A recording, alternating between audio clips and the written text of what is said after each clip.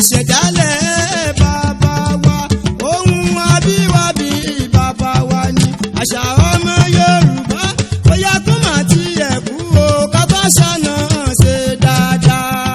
omi pelẹ́nu ó di tó ọ̀rọ̀ gbélé pẹ́ ó di ṣẹlẹ̀ àwọn ìṣẹ̀lẹ̀ á di tàn wọn a máa gbáyé àrọ́bá ní bàbá àtàn ìṣẹ̀dálẹ̀ ará iwájú ẹ̀ súré èrò ẹ̀yìn ẹ̀ pọ̀ ṣẹ̀ṣẹ̀ òjò mọ́dé ẹ̀ wá gbẹmí ẹ̀kọ́ lórùlé akọni obìnrin ọlọ́gbọ́n lórí bí aṣarun abiwe nínú bí ẹyẹ afàkàṣù èdè gbọ́ni yó ọ̀jìnmí ṣèdè pèdè mèdèrọ èdè bíi láàdìn Bùkọ́lá Adélékè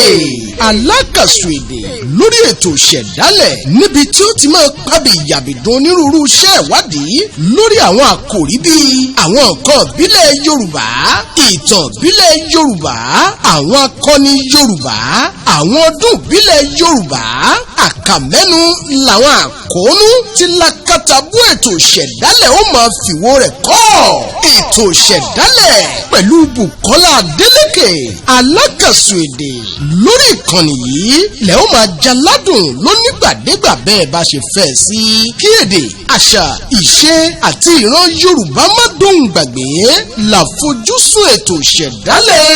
láti ọwọ́ Bùkọ́lá Adélékè ká máa darapọ̀ mẹ́ ètò yìí ṣe kókó fún ojúlówó ọmọ Yorùbá tàtà ká lè máa lékún nímọ̀ àtòyé